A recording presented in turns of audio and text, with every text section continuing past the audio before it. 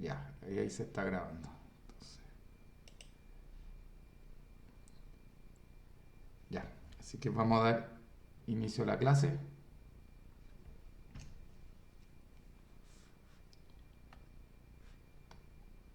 La vez pasada vimos estos ensayos en mesa sísmica.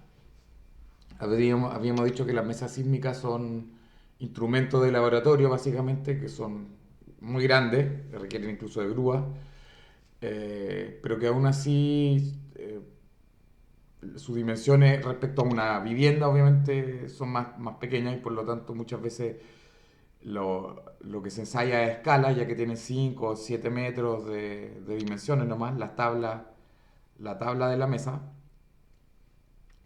y con eso se simulan sismos. Lo que tal vez no mencioné la vez pasada es que obviamente los sismos que se simulan, si bien son movimientos basales, obviamente no llegan a la riqueza de frecuencias altas que tiene un sismo de verdad. Logra, logra yo creo que de manera bastante buena eh, lo que es el desplazamiento respecto a un sismo de verdad, pero está muy lejos de las aceleraciones. ¿Por qué? Porque es muy difícil con este tipo con brazo hidráulico, eh, hacer desplazamiento con altas aceleraciones, o sea, alta frecuencia.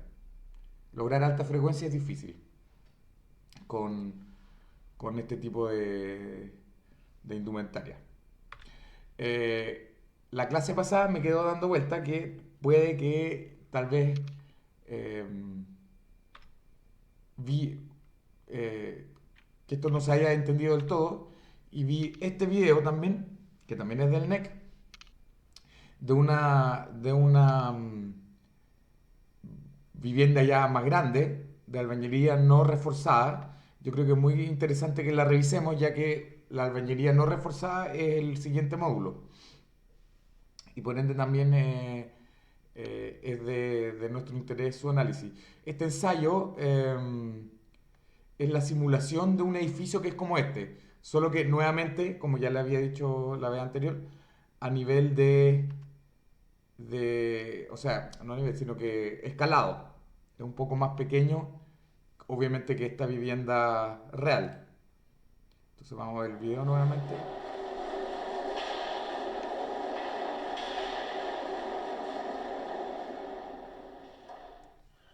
Como se fijan, eh, son estos elementos los primeros que caen, una vez que se forman las fisuras, simplemente se caen hacia afuera. Pero ustedes también ya ven que acá también ya se está generando un patrón que nos indica que probablemente se va a volcar hacia afuera, ese muro. Y luego vimos este ejemplo, ¿se acuerdan? Pero encontré este también, que es muy interesante y ya vamos a ver por qué. Eso pasa.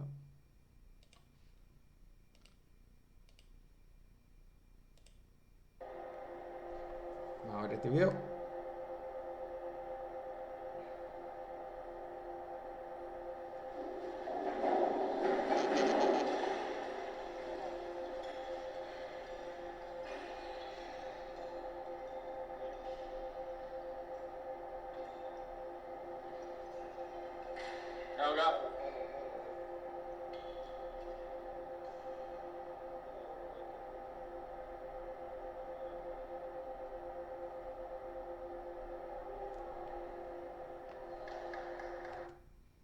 Ya. Eh, ¿Alguien me puede decir qué diferencia ustedes ven con este ensayo? A grandes rasgos. ¿Se acuerdan de este ensayo que vimos la clase pasada y el que acabamos de ver?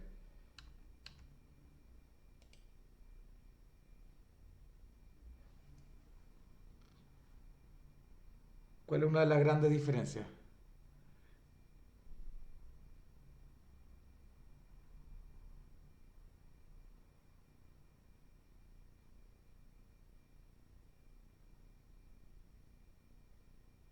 Pregunto de otra forma, ¿es la misma falla la que se produjo en este muro que en el video anterior?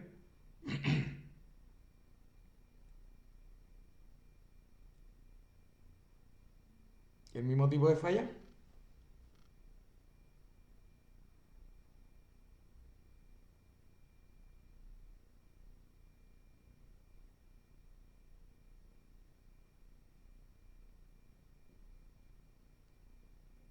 Yo diré que no.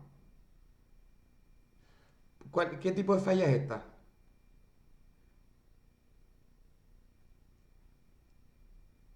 De lo que hablamos en la clase pasada respecto a los tipos de falla.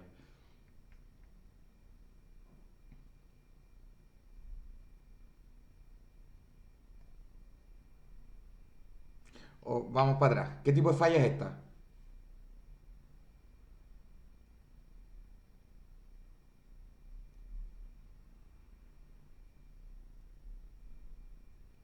¿Cómo se llamaba? ¿Se acuerdan?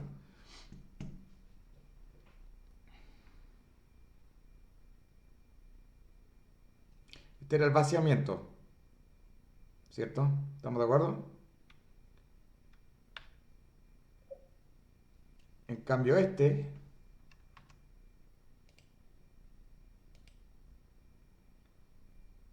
es un vaciamiento.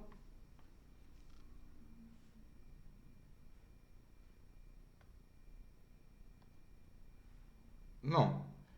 Esto es una falla por corte. Esto es una falla por corte. ¿Por, ¿Por qué acá no se dio el vaciamiento?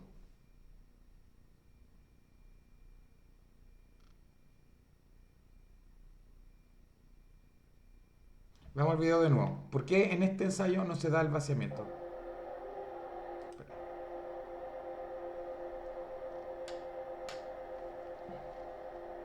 Una albañilería.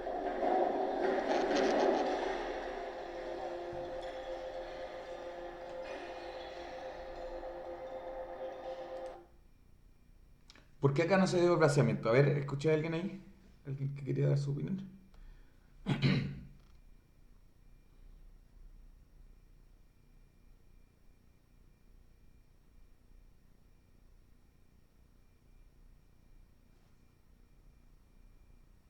Tiene que ver con el ensayo.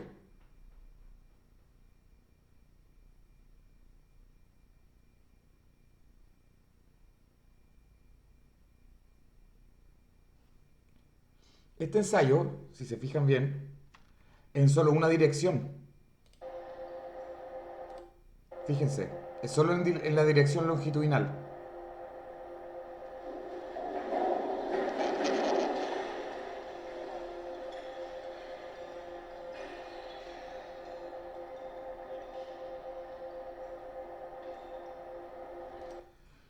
Entonces,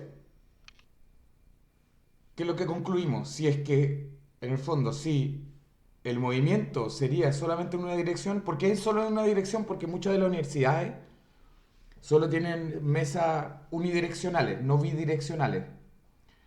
Si bien, obviamente, una mesa bidireccional eh, presenta muchas ventajas, también es mucho más cara y mucho más difícil de implementar una buena mesa bidireccional. Mientras que una unidireccional es bastante más sencillo y más barato. Entonces, más bien por una limitación técnica y económica, muchas universidades deciden tener la unidireccional, pero de todas formas uno, o sea, aún así sigue siendo una gran herramienta. Ahora, ¿qué es lo que nos indica entonces este ensayo? Que, ok, si el movimiento fuese solo una dirección, sí, pues, los elementos resistentes resisten, en este caso, como va en la dirección longitudinal, el corte. Sin embargo, eh, como vimos en el ensayo anterior, en el momento que ya es bidireccional y se genera, aunque se genere al corte, o sea, se va a vaciar o por las fuerzas inerciales fuera del plano, o se va a dañar, va a haber un vaciamiento, como les decía, o porque hay una fuerte componente fuera del plano por la dirección transversal del movimiento, o porque falla primero en corte y luego, como ya está fisurado el elemento, se vacía hacia afuera. Y miren, ¿qué otra cosa les parece interesante observando el primer nivel? ¿Fallaron todos los muros?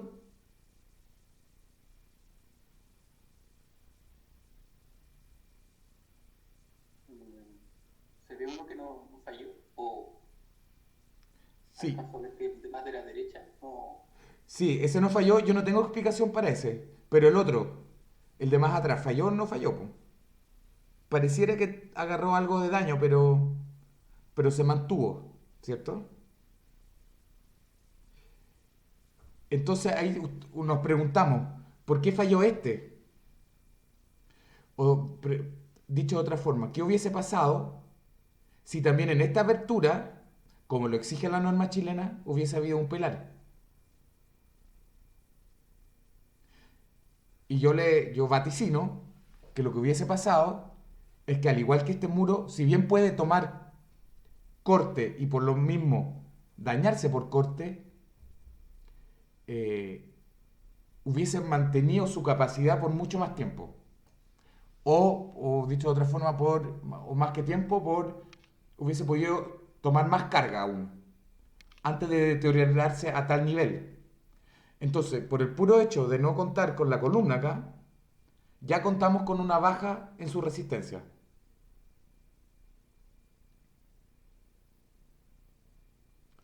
Así que también un poco quería destacarle algo que vamos a ir viendo más adelante, la importancia de justamente, de cuando estamos hablando de albañilería confinada, tiene que estar confinada en sus cuatro aristas. No basta que sean únicamente tres, como es este caso. Por último, esto solo para cultura general. Entiendo que alguien sabe qué son estos elementos cruzados acá.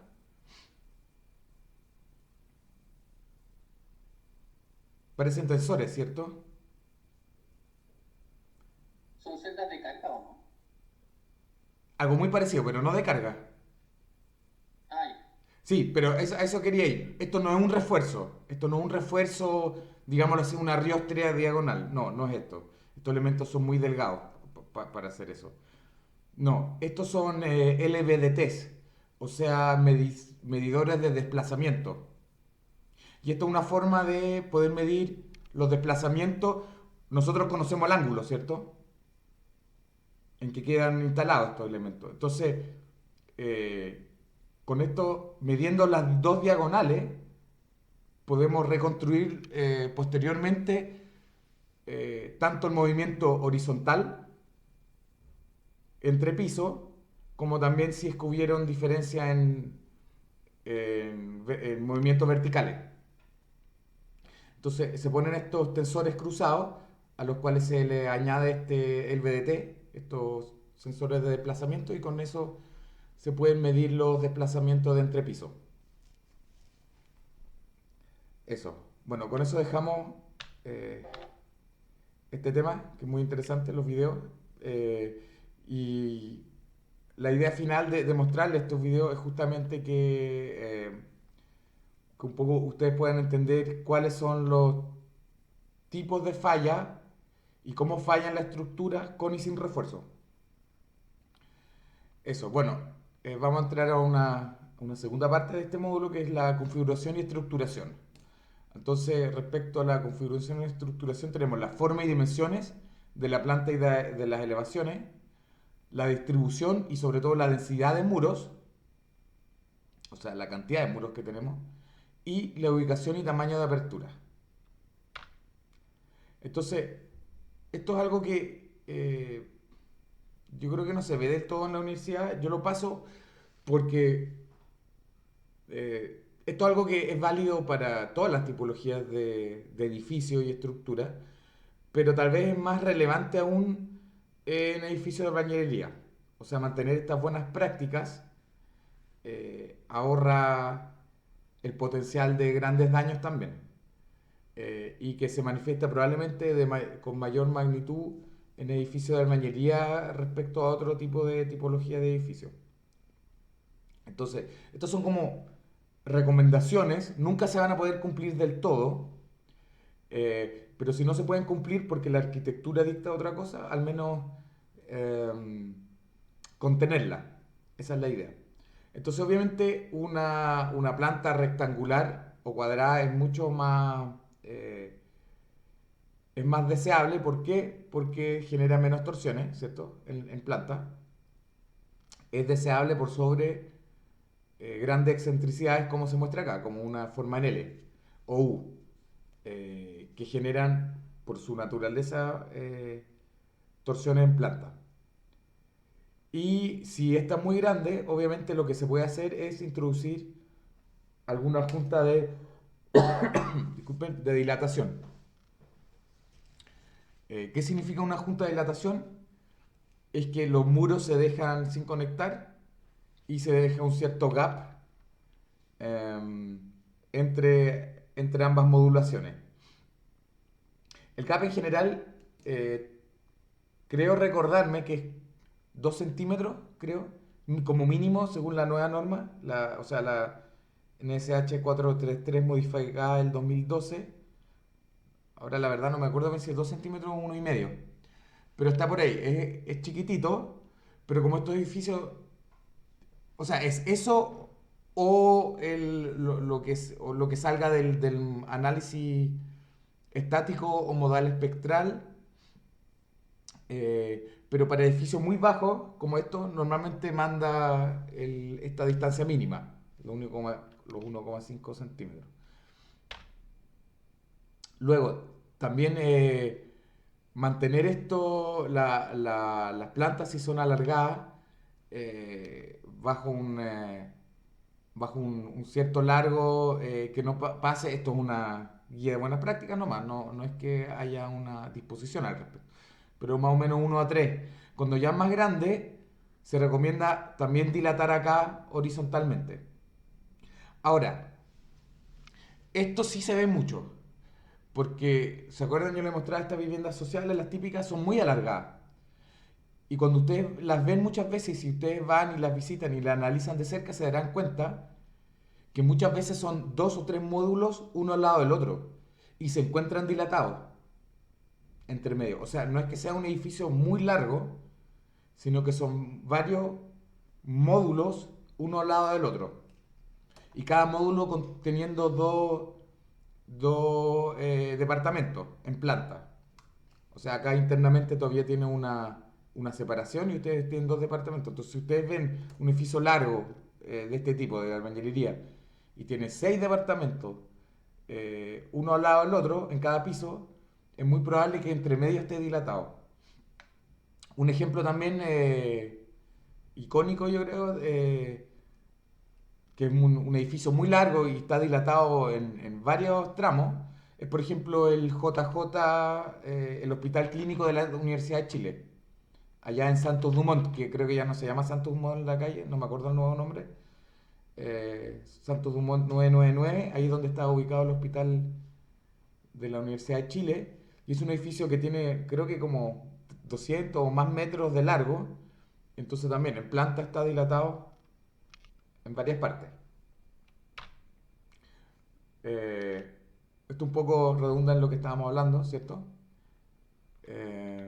Donde si ustedes tienen esas formas más extrañas o son muy largos, es bueno dilatar.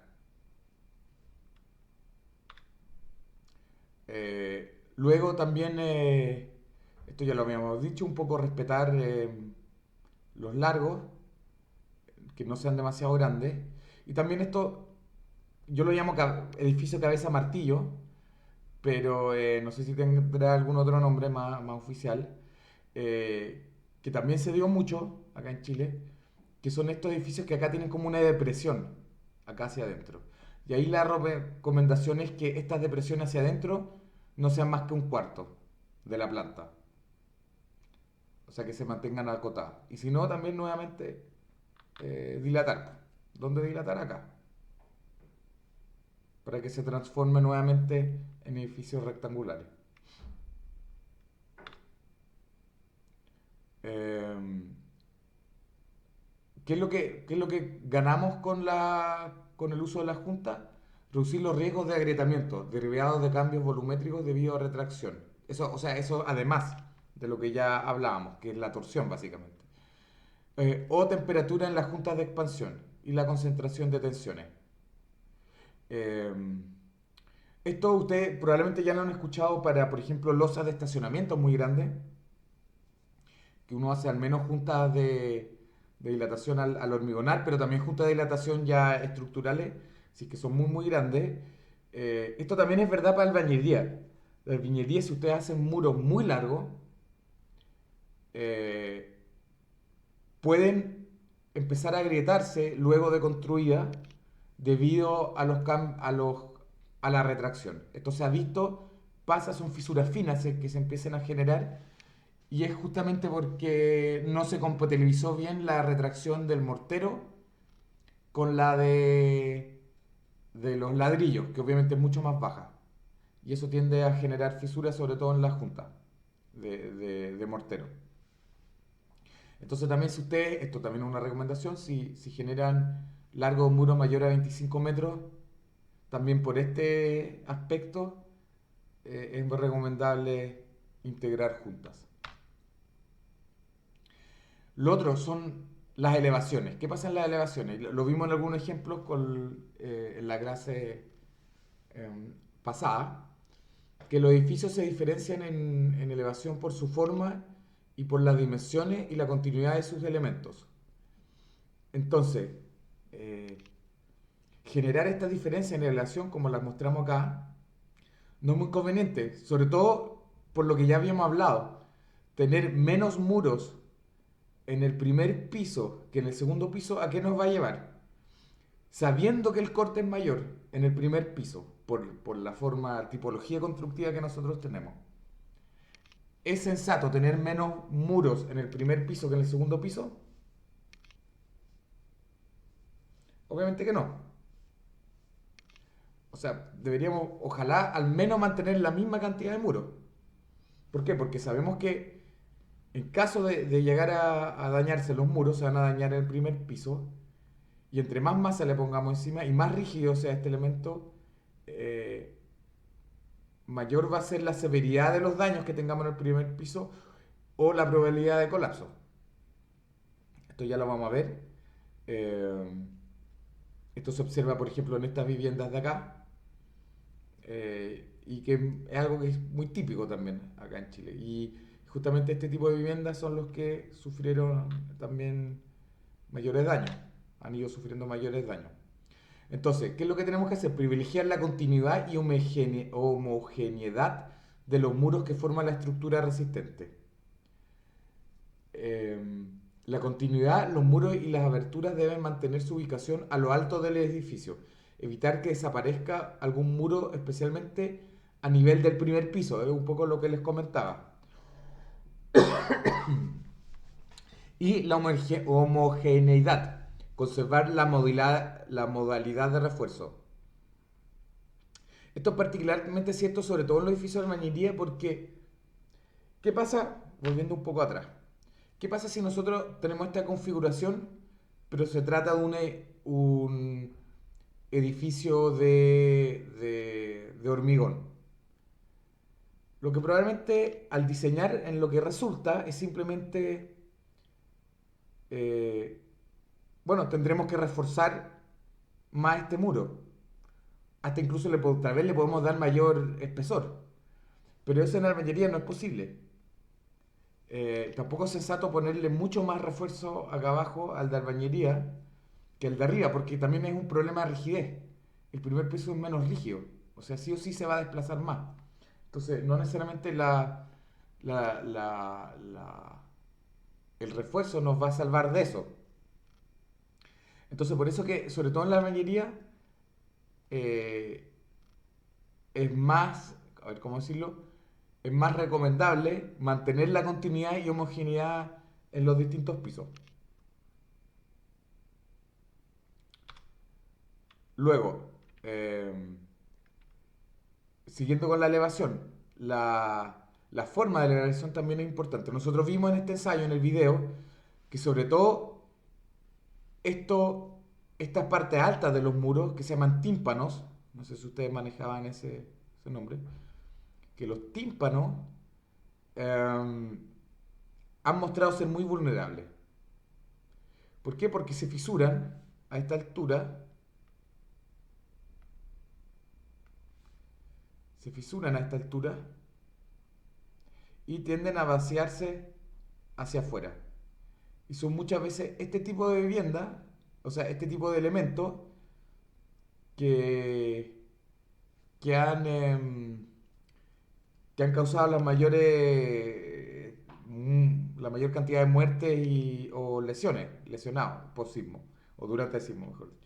Entonces, por ejemplo, en este caso, tal vez, si se cae hacia afuera y la entrada está acá, lo que todo indica en una casa como esta, la entrada estaría acá, bueno, el riesgo es un poco menor. Ahora, aún así el riesgo es alto de que esto se caiga.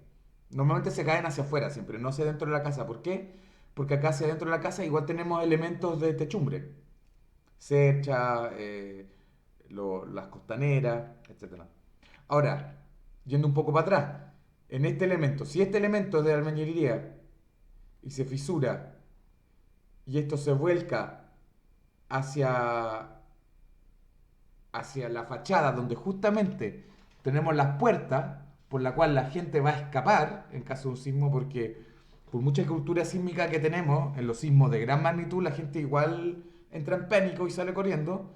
Es justamente acá donde se producen las mayores tragedias. Entonces, estos elementos de acá son han mostrado ser muy débiles, se han volcado y por lo tanto no digo necesariamente que no haya que hacerlo. Por arquitectura van, porque los techos tienen que tener algún tipo de pendiente. Lo que estoy diciendo es que requieren de un análisis especial, de un refuerzo que ustedes tienen que incorporar para impedir que estos elementos, al fisurarse, caigan hacia afuera. ¿Cómo podemos lograr eso? Por ejemplo, con refuerzos interiores. Acá.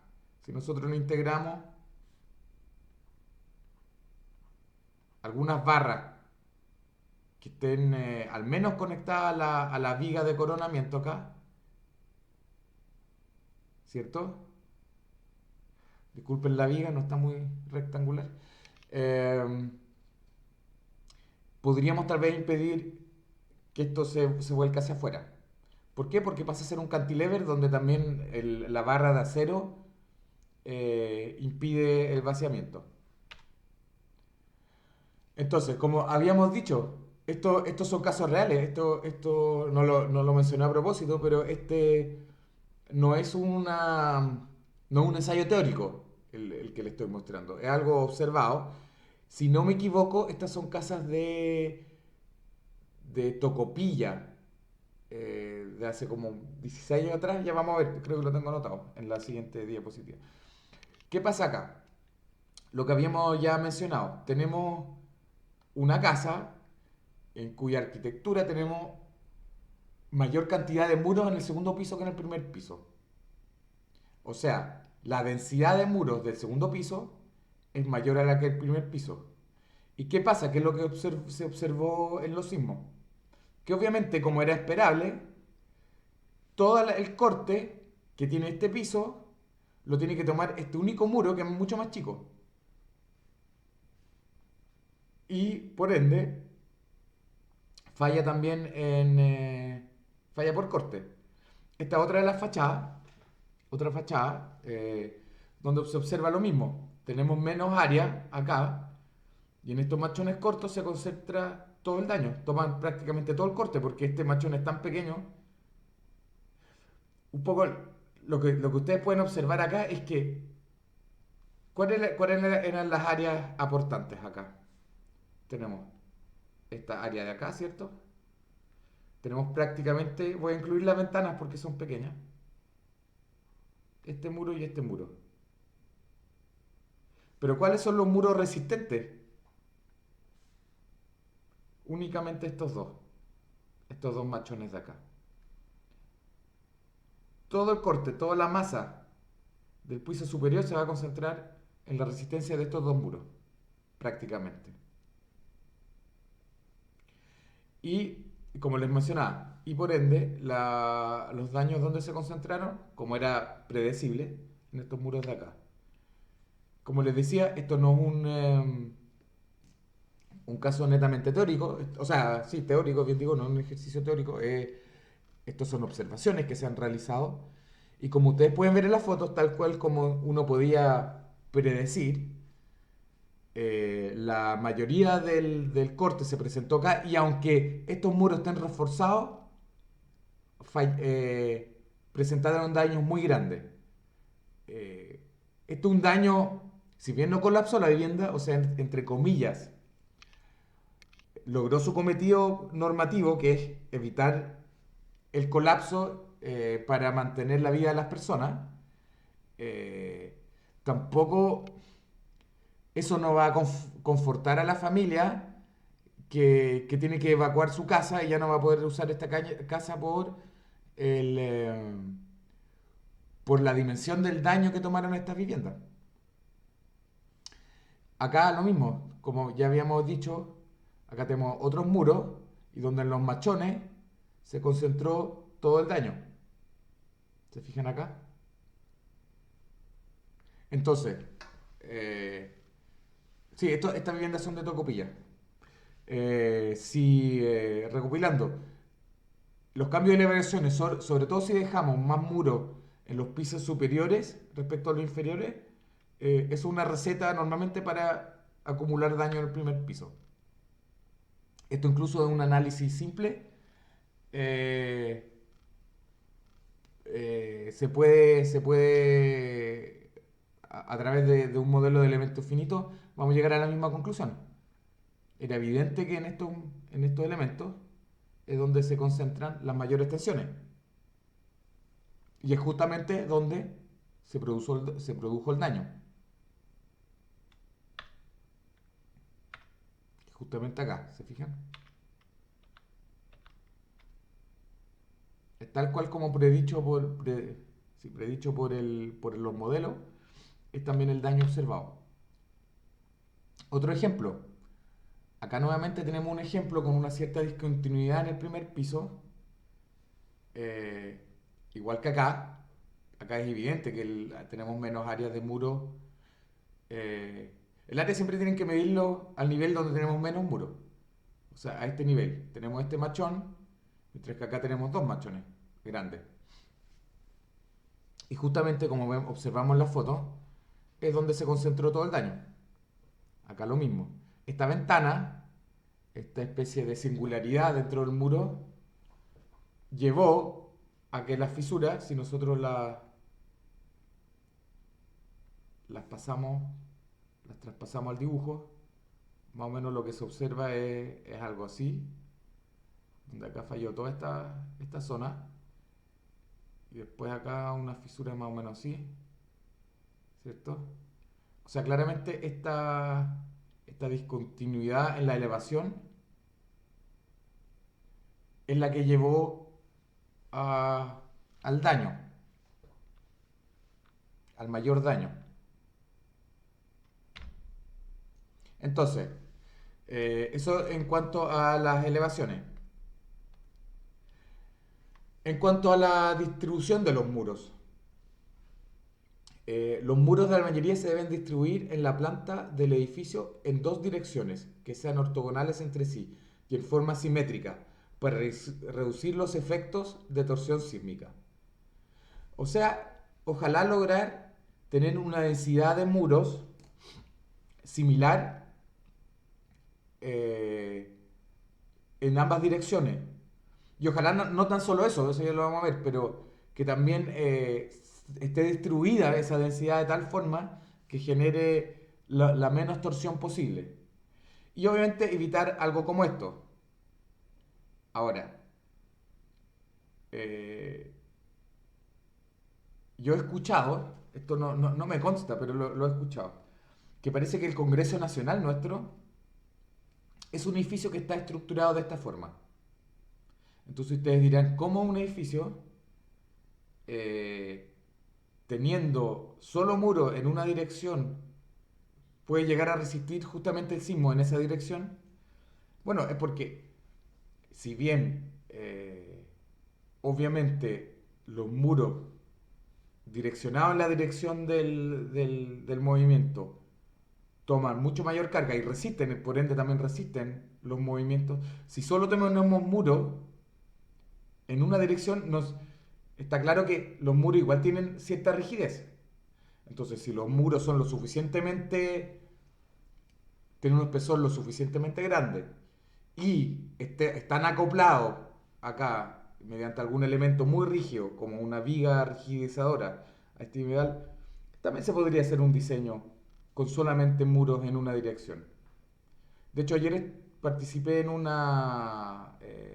sea, estuve de oyente en una conferencia que dio Mario Lafontaine de René Lagos respecto a edificios aislados y estuvo hablando de edificios con disipadores de energía y donde justamente presentó un proyecto en Perú que tenía dos fachadas y solo en una dirección y en la otra dirección no tenía muro. O sea que eso es posible. Entonces, justamente como no tenía mucha rigidez en la otra dirección, tenía un par de vigas de acoplamiento y unos pilares, se introdujeron disipadores justamente para reducir la demanda sísmica y por lo tanto el sistema en general, incluyendo los muros con su rigidez fuera del plano, sean capaces de sostener, o sea, de tener la resistencia suficiente para la demanda sísmica de ese edificio. Luego, distribución en los muros, ya lo hemos anunciado, pero bueno, ¿cuál es la recomendación? Distribuir los muros de tal manera que justamente tengan una densidad parecida, pero que también la, el centro de masa quede más o menos cerca del centro de rigidez, que ahí es donde se produce la torsión en planta, cuando esas dos cosas no coinciden. ¿Qué es lo que no está recomendable? O sea, ¿qué es lo que no es recomendado? Muros en una dirección predominante. Por ejemplo, en este caso, eh, tenemos estos grandes muros en esta dirección y menos en esta dirección. O por ejemplo, acá es más obvio, muchos muros en esta dirección, pero mantenemos eh, una debilidad, un poco muro en esta dirección. Como les decía, la simetría, las plantas simétricas, o sea, de cómo ustedes distribuyen los muros, si es completamente bisimétrica o doble simétrica, el centro de masa va a coincidir con el centro de rigidez. Y en esos casos ustedes, teóricamente, no tienen torsión accidental, ¿cierto? No sé si llamarla accidental, no tienen torsión en planta. La accidental yo creo que es otro concepto. Pero si ustedes corren los muros, ya no es simétrica, crean asimetría, lo que en verdad sucede en prácticamente eh, todos los diseños, es porque si no, no podríamos poner puertas, ventanas, etcétera. Tendríamos, no sé, pues, el living comedor del mismo tamaño que las piezas de dormitorio. Entonces, obviamente, siempre algunos grados vamos a introducir, pero ojalá mantener esto, la excentricidad entre el centro de masa y el centro de rigidez, contenido con ojalá menor o igual a un décimo del largo de análisis, ¿cierto? Si este es el largo del análisis, que este sea ojalá no más de un 10% del largo total que es esto. Um, Respecto a esto, ¿por qué si, aunque coincidan el centro de masa con el centro de rigidez, nosotros incorporamos la torsión accidental que manifiesta la norma 433? ¿Por qué creen que?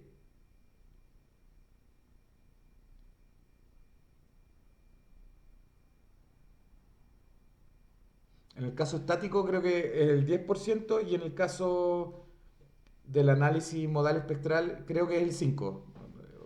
Espero no estar equivocándome. por qué, aunque sea perfectamente simétrica, la norma, ustedes creen que se haya introducido eso en la norma?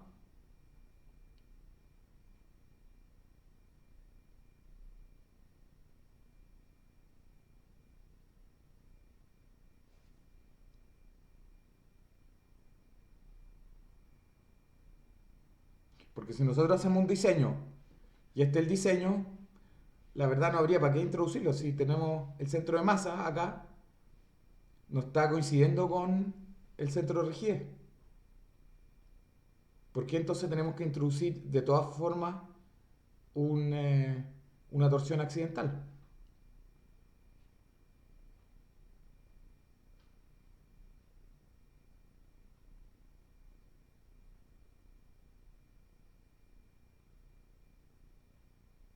¿Cuáles son las razones que podrían, o preguntado de otra forma, ¿por qué podrían de todas formas esto no coincidir?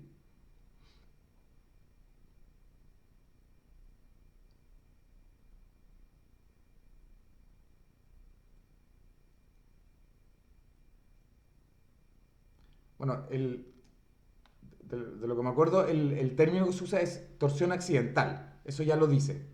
¿Accidental qué significa? Que en este caso, la obra gruesa puede tener pequeñas variaciones, ¿cierto? En masa, que son netamente constructivas. Entonces nunca el centro de masa nos va a coincidir necesariamente con el centro de rigidez. Ahora, con este nivel de simetría, probablemente sea muy bajo esa excentricidad que se genere. Pero aún así, nadie puede predecir cómo las cargas de uso se van a distribuir dentro de la estructura, ¿cierto?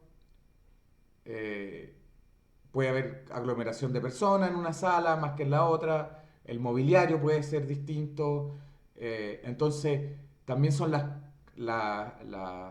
cargas de uso las que van a definir dónde está el centro de masa, no solo la masa de la obra gruesa. Y por lo tanto, justamente en ese sentido el término yo creo que es bueno, generamos una torsión accidental. Más que accidental es porque el uso lo llevó a no ser lo que nosotros estimamos en el diseño. Y por eso la norma nos pide integrar eh, la torsión accidental en el diseño corriendo el centro de masa respecto al de rigidez en 10% de la dirección de análisis. Es justamente para salvaguardar eso. Luego, conexión de los muros. Esto, por ejemplo, en hormigón y en acero no es un gran tema, pero sí en edificios de albañilería. Eh, Usar los muros interiores contribuye a rigidizar tanto el edificio en su conjunto como a cada muro. Entonces, es necesario generar una trabazón, porque no generar la trabazón terminamos con muros muy largos. Entonces, el trabarlo genera justamente generar un apoyo adicional acá, reducir el paño efectivo y por ende también reducir la posibilidad del vaciamiento. ¿Y por qué lo mencionamos? Esto hoy en día está resuelto. Normalmente nosotros con la forma constructiva que tenemos hoy en día, eh, nosotros trabamos los muros jugando con el apareamiento de los ladrillos. Pero en muchos edificios históricos, sobre todo, las antiguas casonas que se ven en Valparaíso, que se ven en los barrios más antiguos, por ejemplo en República, acá en Santiago, ese tipo de casas muchas veces tenían muros interiores que también eran de albañería, pero que no estaban conectados con los muros de fachada. Y se genera justamente esto. Y también, incluso en su vértice de la fachada, muchas veces la trabazón no era buena.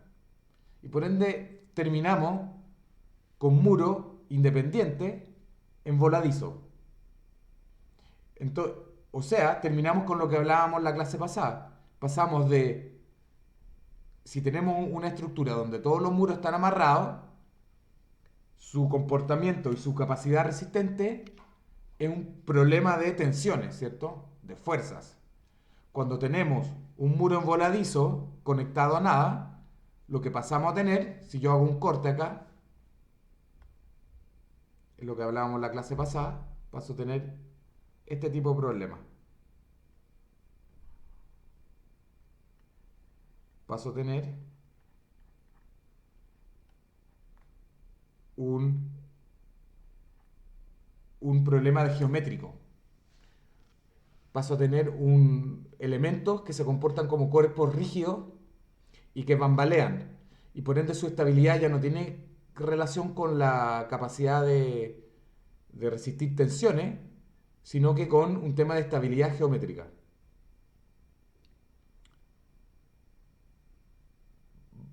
¿Cómo? A ver, pregunta.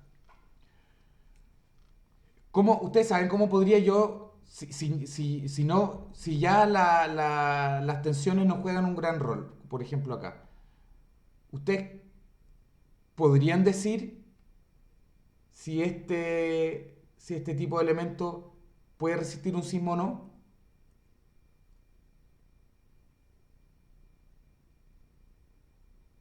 Digamos que para este sitio el coeficiente sísmico es CS, 0,3G, por ejemplo. ¿Ustedes creen que podría resistir ese sismo o no? ¿Cómo podrían determinarlo? La figura de abajo, ¿Sí? Por ejemplo, este voladizo. Esto es un corte que estoy haciendo acá. Esto es una vista, ¿cierto? Hice un corte acá en el muro. Este es el muro visto. Este es su lado A y esta es su altura H. ¿Puede resistir este sismo con este coeficiente sísmico? Por ejemplo, 0,3G, pero puede ser genérico. 0,1G. ¿Cómo podemos determinarlo?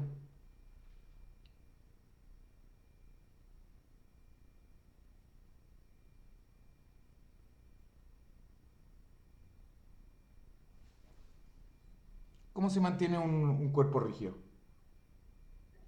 o sea, ese muro por lo que veo ahí en ese corte no presenta rigidez lateral, por lo No, tanto, sí. dependiendo del coeficiente sísmico, si es pequeño a lo mejor podría ser, no sé, pero por lo que veo así cualitativamente no tiene rigidez lateral, por lo tanto ese muro podría caerse.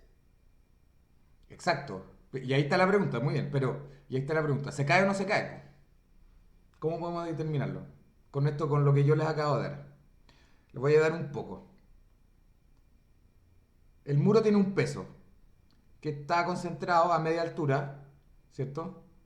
Acá. Y ese peso es... No, ya usé ese. Este peso equivale a... Voy a usar otros colores ya. Este peso equivale a W, ¿cierto? Es el peso. ¿Cuál es la fuerza lateral que se le está imponiendo al muro? El coeficiente por el peso, por el Muy bien. C por I por P. Sí, exacto. Olvidémonos del factor de importancia porque estamos haciendo más un análisis más científico, ya va como más general. Es S por B. Acá, ojo, no se confundan con la flecha. Esta flecha debería ser más chica porque este valor normalmente no es un G, es 0,3G, 0,4G, más chico. Pero tenemos esto. Y por otro lado, si no tenemos capacidad resistente a la tracción, acá se va a fisorear y por ende va a pivotear acá, ¿cierto? Entonces, ¿qué tenemos? Tenemos, ¿cuándo va a resistir este muro? Cuando W por A medios, ¿cierto? Sea mayor, igual, es que este peso por este brazo palanca, porque tenemos nuestro pivote acá, tiene que ser mayor o igual a la fuerza está concentrada en este nivel, a mitad de la altura, es mayor que C sub S, ¿cierto? W por H medios. ¿Estamos de acuerdo? O sea, si en el fondo el momento volcante, si supera al momento restaurador, Exacto, se voltea. exacto, sí. Esa es la estabilidad geométrica finalmente. Ya pasa a ser, y fíjense en algo, podemos simplificar esto, ¿cierto? Y me queda que A es mayor o igual a C sub S H. La estabilidad está netamente dada por la magnitud de la demanda, y la magnitud de la demanda entonces impone una cierta relación geométrica que se debe cumplir para la estabilidad de este elemento. Estamos hablando ya, por eso es que hablamos de no de resistencia, sino que de estabilidad. Esto va a bambolear, va a girarse. En general, este también es un análisis bastante, un poco un análisis, digámoslo así, conservador, porque obviamente la carga no se mantiene infinitamente en el tiempo. Esto más encima sube y baja, es una carga sísmica. Esto es una carga, lo estamos simulando a una carga permanente lateral. Pero si este C sub S es mayor, o sea, C sub S por H es menor o igual a A, entonces, o mejor dicho, A es mayor que eso, entonces podríamos contar con una estabilidad tal que esto no se vuelque. Es una forma de analizar los problemas que son geométricos de estabilidad y no de resistencia. Y eso se ve en muchas otras cosas, incluso en análisis que me ha tocado hacer para la industria. Muchas veces he visto análisis que pecan en esto, que no se dan cuenta que pasaron de un problema de resistencia a un problema de estabilidad geométrica.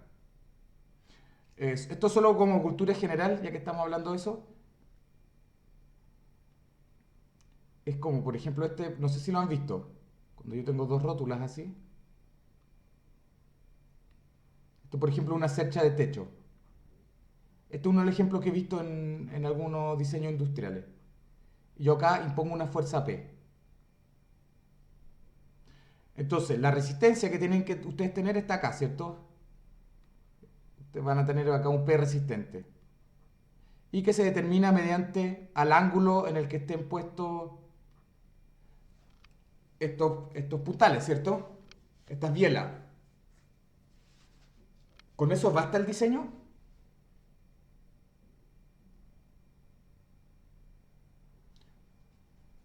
No, porque lo que pasa en la realidad, muchas veces, hay un efecto que se llama snap-through.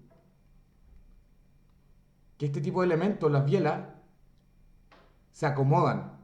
Si la carga es muy grande, acá hay una carga que es menor a la de resistencia, en la cual el sistema pasa a tener esta configuración. ¿Por qué? Porque porque esta configuración es más estable en cuanto a energía, un tema de energía. Entonces, ¿por qué se lo menciono? Porque cuando yo también era alumno, vi prácticamente solo problemas de tensiones. Y todo lo que analizábamos y vimos era netamente en cuanto a tensiones, y el diseño se hace en cuanto a tensiones, pero a veces uno se encuentra con problemas, con configuraciones, en la cual hay una estabilidad geométrica que es menor a la estabilidad en cuanto a tensiones. Y a veces se activan esta, esta, esta incompatibilidad geométrica. A mí esto es lo que les presento, esto es un caso real, era en un caso de era un diseño de un estanque que tenía la parte inferior curva. Por diseño tenía que ser así, no me acuerdo por qué, y resulta que terminó siendo así. Se deformó, se desfondó de cierta forma. Acá había el líquido acá arriba. ¿Por qué? Por esto mismo. Porque encontró una nueva estabilidad el fondo del estanque. ¿Qué hora es? Siguiendo con lo que estábamos viendo, efectos en los muros interiores. Los muros interiores evitan el daño de los muros de fachada por la acción sísmica perpendicular a su plano. Esto sobre todo, como les decía, es verdad sobre todo en edificios más antiguos. Y que es lo que muchas veces hemos observado es algo como esto. Justamente que las fachadas, por no tener estas conexiones con sus muros interiores, suelen vaciarse hacia afuera, caerse hacia afuera, y por ende también tienen un mayor grado de peligrosidad. Tienen un mayor grado de peligrosidad. Luego, esto nos lleva a pensar, bueno, si es así, ¿cómo cómo yo puedo definir qué acciones puedo tomar, qué definiciones puedo tomar para un poco manejar todos los conceptos que hemos hablado anteriormente? Entonces, una adecuada densidad de muros evita tanto el agrietamiento durante sismos de intensidad moderada como una demanda de desplazamiento desproporcionada con la capacidad de formación máxima de los muros durante un sismo severo. O sea, las distorsiones o las derivas de piso. El caso de albañilería estaríamos hablando de derivas mayores al 0,5%. Cuando la falla de corte controla el comportamiento, tenemos que la definición de densidad de muro será esta, la que estamos dando acá, que es que la densidad del muro, 1, o la densidad del muro, es justamente la suma de los muros en ese nivel, en el nivel de análisis, dividido el área total de muro de planta, ¿cierto? Pero también dividido en el número de pisos. Acá introdujimos algo nuevo de lo que estábamos conversando anteriormente. ¿Por qué creen que también se divide en el número de pisos?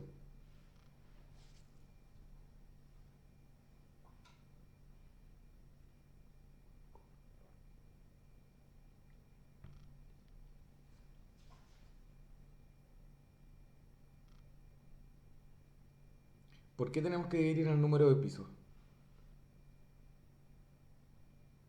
En verdad bastaría con dejar eh, bastaría con tener el área de muro de la planta dividido en una dirección, dividido el área de la planta, total de la planta. Eso ya me da una densidad. Pero ¿por qué hacemos la suma total y dividimos en el número de pisos? ¿En qué nos ayuda eso?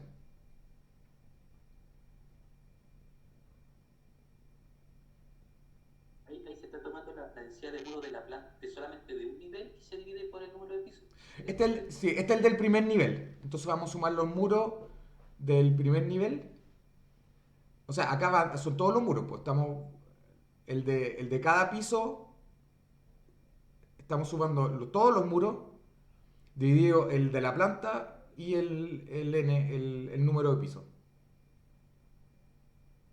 Hace la sumatoria de la densidad de muro de todos los niveles, del Sí, numerador. exacto. Y después en n.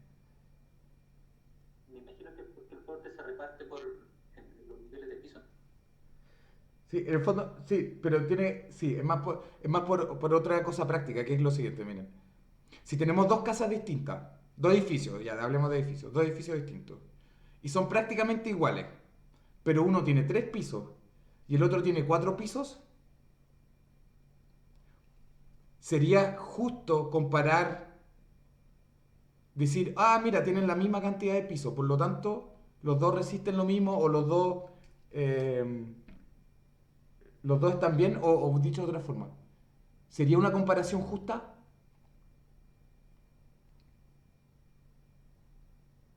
No, pues porque el de 3 pisos versus el de 4 pisos aguanta, eh, tiene que soportar un nivel menos de masa, ¿cierto? Por lo tanto, al dividir por el número de pisos, el que tiene 4 niveles, se está castigando más. Entonces, el dividir por el número de pisos nos permite un poco generar también un parámetro de comparación entre edificios. ¿Se entiende o no? Un mismo edificio con más niveles, eh, la densidad de muros, tener la misma densidad de muros nos lleva a que tienen menos elementos resistentes. ¿Se entiende o no? Si tengo la misma área de resistente, pero tengo más masa, en el fondo va a tener más solicitación y por lo tanto la resistencia no podría llegar a ser no la suficiente. Entonces, este parámetro es para unificar, para hacer comparable las distintas estructuras. Eso. Entonces, algunas recomendaciones. No se las vamos a ver más adelante. Luego, no, disculpe, me equivoqué. Esto de ahora, lo que no hemos nombrado es esto, FCMAT, la verdad no sé bien por qué lo lleva esas siglas, pero en el fondo es un factor de corrección, por material, ahí me estoy acordando, por material. El factor de corrección por capacidad resistente del material usado en la construcción del muro I. Entonces, ¿qué pasa? Que se define, esto es una definición, para distintos tipos de material, un poco corregir o castigar, mejor dicho, el material que se esté usando en la densidad. Entonces, el cerámico hecho a mano es como el benchmark, o sea, en otras palabras, es como nuestro material de óptimo de comparación. Luego tenemos el ladrillo fiscal. ¿Alguien sabe lo que es el ladrillo fiscal? ¿Les suena?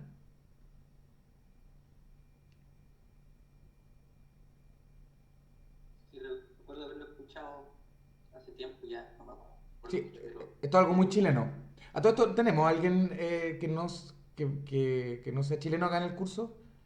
Porque prácticamente todos los semestres anteriores hemos tenido alumnos de Ecuador, hemos tenido alumnos de Perú, alumnos de México, y obviamente ellos sí ven diferencias, o sea, tanto en el lenguaje como en los términos que usamos, pero también en cómo se construye, un poco lo que mostraba la diferencia entre México y Chile. Acá en el curso, obviamente yo no trato de decir que esto, lo que hacemos sea mejor ni nada, solo simplemente yo les entrego los hechos, los datos duros. El ladrillo fiscal, al menos acá en Chile, es el ladrillo artesanal. Al ladrillo artesanal se le ha designado ladrillo fiscal, ya históricamente. Entonces un ladrillo plano, cocido normalmente en hornos no industriales, entonces también su calidad está un poco siempre en entredicho, porque el cocimiento no es parejo, la geometría no es muy, como es muy plana, etcétera. Entonces un ladrillo que en general se considera con menos prestaciones y por eso también se castiga más. Y de ahí el bloque de hormigón, sobre todo yo creo que acá sí se peca de algo, sobre todo cuando no están todos los huecos rellenos y por eso se castiga. Yo creo que si están todos los huecos rellenos, yo no lo castigaría, yo lo dejaría con el factor 1. ¿Por qué? Porque si no los huecos no están rellenos, normalmente se fisura de manera muy fácil el bloque de hormigón. Entonces, en relación entre nivel de daño y densidad de muros. La densidad de muros por unidad de piso en cada dirección de la planta del primer piso de un edificio de albañilería es un antecedente que permite diagnosticar el desempeño de un edificio de albañilería. La experiencia reunida en los últimos 25 años, en Chile, México y Perú, ha permitido establecer una relación entre la densidad de muros y el daño que se puede esperar. Sobre todo el que más ha investigado esto es un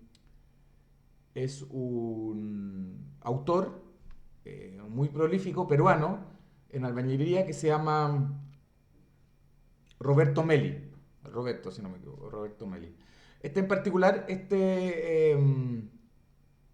esta tabla de casi no la entregó Meli, esta es de Jaramillo. Creo que es Carlos Jaramillo, no me acuerdo, pero apellido Jaramillo. También muy prolífico, es compañero nuestro de la universidad. Y entonces, ¿qué es lo que definió en base a lo observado? Que cuando la densidad, el grado de daño, que ya vamos a ver cuál es la definición de grado de daño, pero en el fondo nosotros vamos a definir 5 grados de daño, donde 0 es no hay daño, ¿cierto? Y 5 es colapso parcial o total, cuando la densidad es mayor que 1, nosotros podríamos esperar que no tengamos daño o un daño muy leve que es simplemente de terminación arquitectónica. O sea, con 1% de densidad en planta, en esa dirección, podríamos no esperar daño. Cuando está entre 0,8 y 1, podríamos esperar daño moderado, o sea, ya alguna fisura. Ya con densidades de entre 0,5 y 0,8, podríamos esperar daño ya con fisuras bastante grandes y después ya con densidades muy bajas, obviamente graves daños, incluso daño grave, incluso colapso. Ahora, obviamente, lo óptimo sería, no siempre se logra, tener densidades incluso superiores a 1,2%. Eso sería lo óptimo, lo que ojalá lo que podríamos aspirar. ¿Para qué sirve? Bueno, esto se los menciono, es muy interesante, ¿cierto? Pero que la norma no habla nada de esto, la norma no contiene lo que yo le estoy nombrando acá. Pero ¿para qué creen ustedes que puede servir, por ejemplo, esto? ¿Cómo se han usado históricamente? ¿Por qué se definen estos parámetros? No solo esto, por ejemplo, otras tipologías han tenido otros parámetros que se han definido, pues, suelen llamarse KPI, Key Performance Index, algún índice que uno define, pero con cierto objetivo. ¿Cuál podría ser el objetivo de definir esto?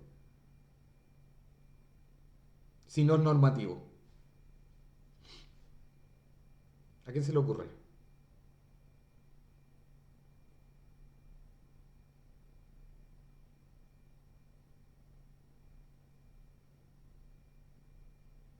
¿Para qué les puede servir a ustedes lo que yo les acabo de presentar, esta tabla? Podría ser para un prediseño. Exacto. Ya les ayuda para un prediseño.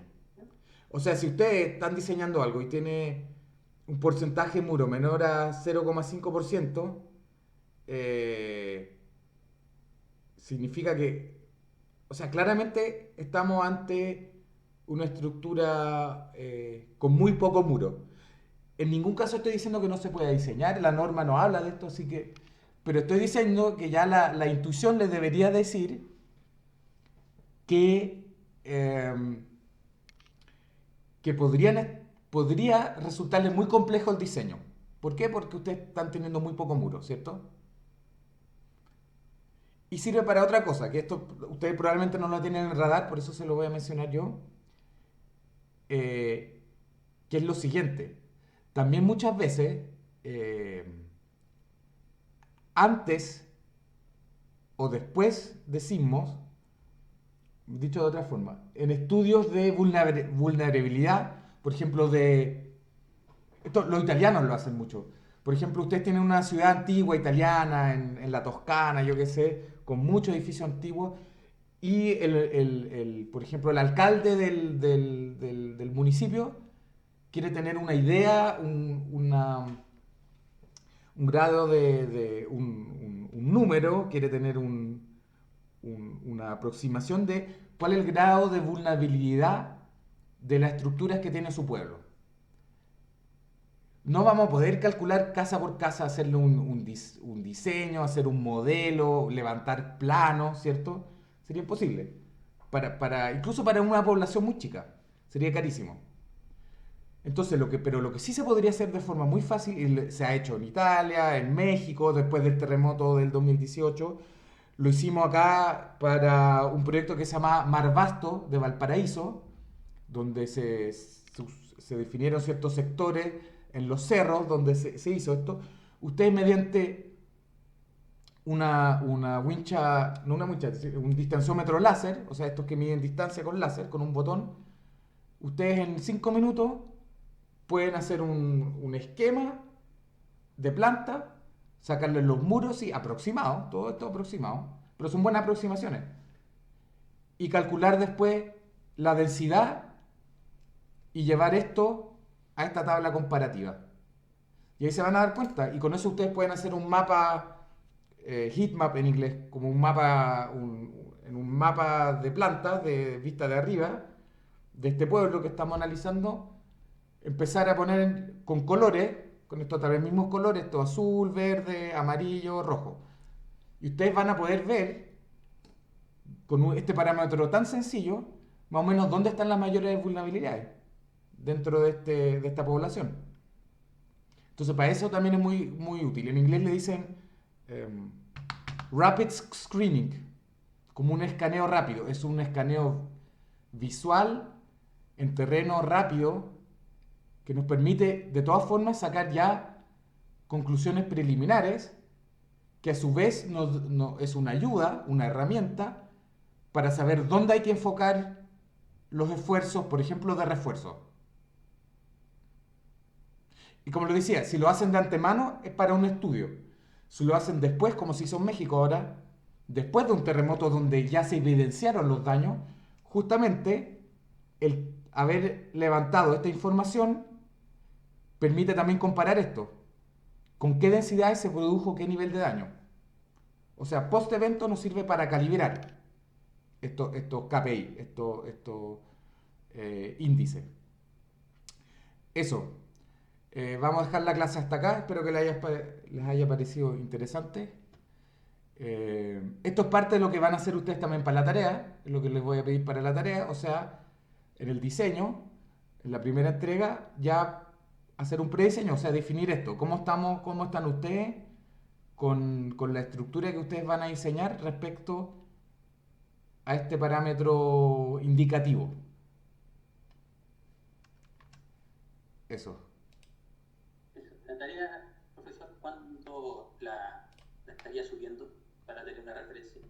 La tarea, ¿cuándo la estarías subiendo? Buena consulta. Yo creo que la próxima semana. Tengo que parece que dejar de compartir. No. Stop share.